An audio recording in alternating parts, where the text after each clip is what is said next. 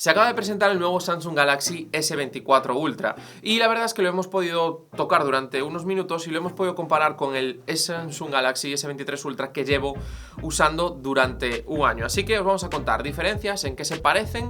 Vamos con el vídeo.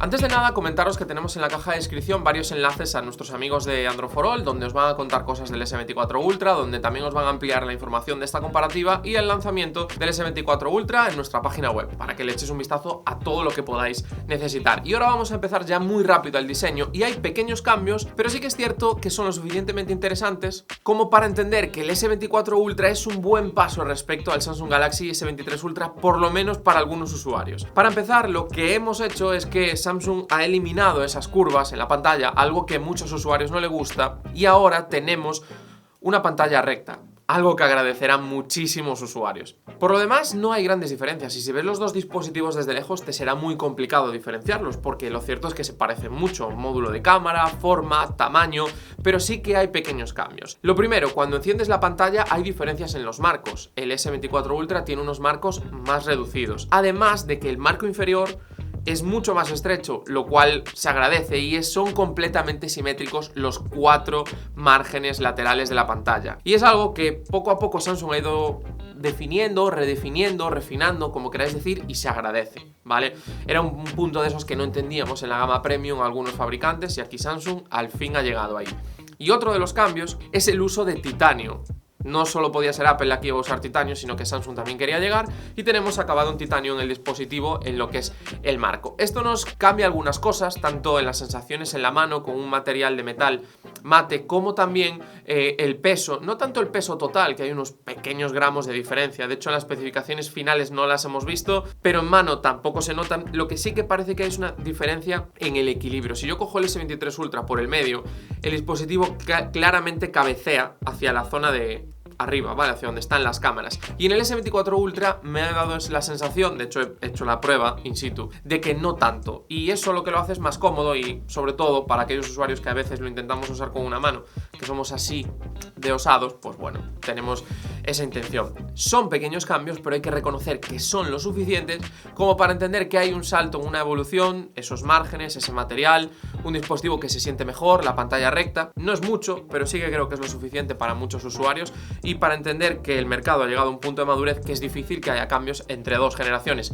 Pero a mí esos pequeños cambios me han convencido. Comentar que están disponibles en 4 colores, cualquiera de los dos, aunque son colores diferentes. Y aquí me gustaban más las opciones del S23 Ultra que las que tenemos en el S24 Ultra. En el S24 Ultra tenemos dos colores bastante pálidos, que son en este caso el negro y el gris, o sea, pongo muy poquito color, son los que más me gustan. Y por otro lado tenemos el amarillo y el violeta, que me gustan menos que los que tienen sus hermanos, el S24 y el S24 Plus, un poco por el tono, por la saturación, se ven un poco sosos de más, se ven un poco, no tengo muy claro cómo decirlos, pero no me acaban de convencer. Por contra, el año pasado, en este S23 Ultra, teníamos evidentemente este crema, teníamos también el verde, teníamos el lavanda y teníamos el negro. Tanto el negro como el verde eran súper bonitos, y para mí eran de los más interesantes que había en el mercado. Así que bueno, pequeñas diferencias y pequeños detalles de los cambios de colores, son matices, pero hay que reconocer que el S24 Ultra me parece un dispositivo realmente muy redondo. Y el siguiente punto, en este caso vamos a hablar de las pantallas, y aquí sí que hay diferencias. No son muy grandes,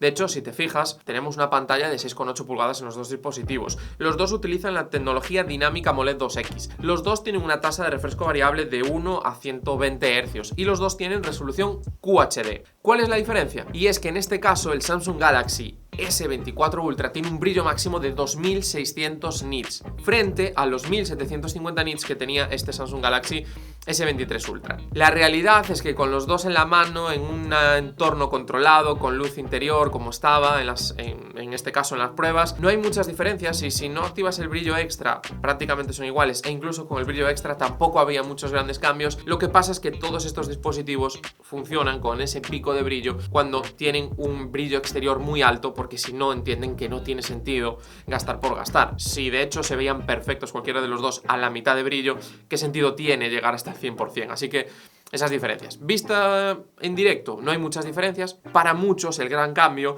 será que al fin tenemos una pantalla plana en vez de un panel curvo. Después de muchos años, Samsung ha dejado esa idea de las pantallas curvas y tenemos paneles planos. Parecía que eran los últimos, casi los únicos que seguían apostando por esto, que fueron los primeros y parecía que iba a ser su camino, pero lo han ido dejando. Y creo que en este caso es correcto. En aquellos momentos igual tenía sentido para aprovechar al máximo los bordes. Hoy por hoy, en el año 2024, creo que ya no hay casi ninguna justificación.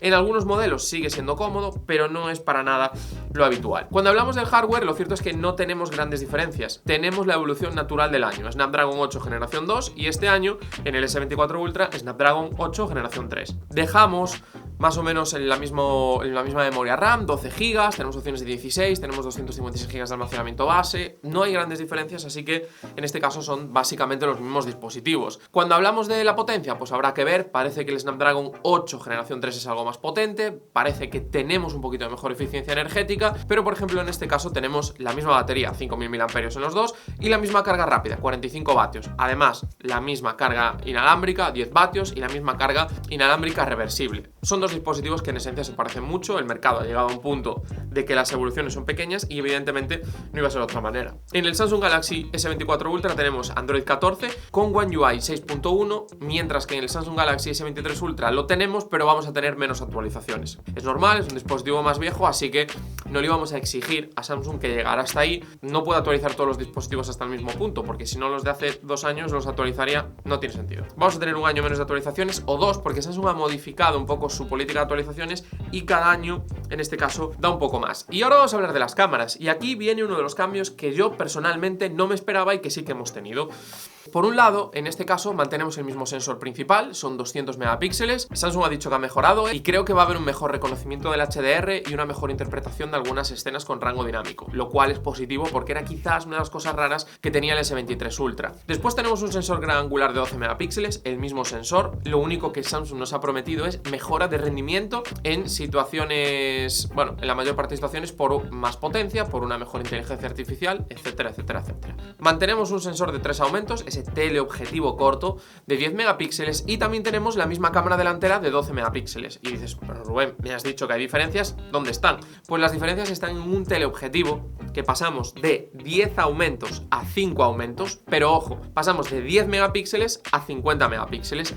¿Qué supone esto? Que tenemos un teleobjetivo de 50 megapíxeles y 5 aumentos que nos permite grabar vídeo en 8K en 5 aumentos, que podemos aprovechar la zona central del sensor para hacer zoom óptico con 10 aumentos y 10 megapíxeles. Veremos el rendimiento como está, es un sensor más grande que el del año pasado, no sabemos si la parte central es más grande que la del año pasado, no me extrañaría porque el sensor del año pasado no era especialmente grande, aunque bueno, el doble es bastante diferencia, pero mejor procesado, mejor sensor, mejor procesador, quizás el rendimiento sea como poco parecido. ¿Qué significa esto? Que Samsung está apostando por ofrecer un mejor rendimiento entre 0,6, que es el mismo gran angular, pasando por todo el zoom. Tenía sentido los 200 megapíxeles el año pasado porque entre 1 y 3 el 2 aumentos no era muy bueno con el otro sensor que tenía. Ahora, el año pasado era muy bueno con esos 200 megapíxeles que utilizaba la parte central de 50 megapíxeles incluso con pixel binning, y este año ha dado otro punto más, y ese punto extra que ha dado en este caso es esos 5 aumentos. Va a tener uno o el mejor de los 5 aumentos y nos va a permitir que ese zoom extra que tenía siempre el S23 Ultra como uno de los mejores del mercado o el mejor zoom largo se mantenga gracias a todo lo que nos ha demostrado Samsung en el zoom y todas las nuevas mejoras de un nuevo sensor. Yo lo quiero probar porque creo que el aprovechamiento del sensor es menor este año que lo que había el año pasado. Vamos a perder quizás en ese extra hasta los 100 aumentos, pero está claro que entre 3 y 10, que Samsung estaba lejos de sus principales rivales que optaban por un 5 óptico, pues aquí Samsung pues va a mejorar. Veremos a ver qué pasa, va a depender mucho del procesado, sobre todo porque en situaciones difíciles estaba por detrás, porque el modo noche era inferior. Veremos ahora si con un sensor más grande es capaz de en esas zonas intermedias hay en realidad ese salto y esa evolución. Y por último, el gran cambio es la inteligencia artificial. La inteligencia artificial está desde hace tiempo, Samsung ya, los procesadores antiguos tenían NPU, CPU, GPU, pero este año parece que todo el mundo está optando por eso. Bueno, ya el 2023, pero Samsung le ha tocado en su lanzamiento de inicio de 2024. Tenemos muchas funciones de IA. El Circle to Search. Haces un círculo en cualquier momento en la pantalla, cuando le das al botón Home, esperas un poco, activas la inteligencia artificial y te muestra resultados de la búsqueda que estás haciendo. Reconoce el objeto y te muestra los resultados en Google, porque utiliza esa base de datos, porque está trabajado con Google. Por otro lado, tenemos traducción simultánea, tanto en audio como en imagen, ya sea en una llamada en directo, tú haces una llamada con alguien y te lo traduce automáticamente, hay una serie de protocolos de cumplir, te le dice a la otra persona que está traducida con IA, hay pues el tiempo de que tú hables y acaba después de oírlo todo, lo traduce, no es simultáneo en tiempo real, ¿sabes? En una décima de segundo, pero está muy bien conseguido. Y después también lo que tenemos es la traducción en pantalla, que es algo que ya teníamos en algunos dispositivos, en aplicaciones de mensajería, pero ahora está mejor integrado, además de la integración también con el teclado. No solo eso, sino alguna de las funciones que hemos visto en algunos dispositivos, como por ejemplo el Google Pixel 8 Pro, de inteligencia artificial, de borrar objetos, de modificar tamaños, etcétera, etcétera, etcétera, de algunas cosas, han llegado a Samsung. El refill de algunas fotografías, si tú la mueves, la giras, hay zonas que tiene que crear, también existe, y Samsung se ha preocupado mucho además, y a mí me gusta eso, en marcar que son fotografías generadas o modificadas mediante inteligencia artificial. También tenemos algunas cosas que me han gustado mucho, sobre todo relativas a temas de trabajo. Si tú haces una reunión, anotas unos puntos, mediante inteligencia artificial te hace un resumen de esos puntos. Si tú grabas una conversación entre varias personas, le puedes decir que te haga un resumen y te hace un resumen con varios puntos, o como tú lo quieras hacer, como tú se lo quieras organizar. Te da soluciones a frases y a correos en diferentes idiomas si quieres ser más formal o menos formal, y todo integrado directamente en el dispositivo de una manera muy sencilla. Y este es seguramente el salto más grande que tenemos entre el S23 Ultra y el S24 Ultra, por eso solo habéis visto planos en este caso del S24 Ultra. Así que hasta aquí este vídeo y todas estas diferencias entre el S24 Ultra y el S23 Ultra. Lo cierto es que una pequeña evolución, no ha sido un gran salto, no vamos a tener nada que sea revolucionario más allá de la IA, lo demás es la tendencia habitual del mercado, un mercado maduro, un fabricante que tenía el mejor móvil del 2023 seguramente, con lo cual tampoco tiene mucho más margen para ir más arriba. Así que poco más os tenemos que contar de estas diferencias y de esta comparativa. Os dejo por aquí el vídeo de lanzamiento del S23, S24, S24 Plus y S24 Ultra, y os dejo por aquí el análisis que hice después de 6 meses usando el Samsung Galaxy S23 Ultra. Para mí, uno de los mejores dispositivos del 2023 o el mejor. Espero que os haya gustado este vídeo, no os olvidéis en darle a like, suscribiros y nos vemos muy pronto aquí en Urban Tecno.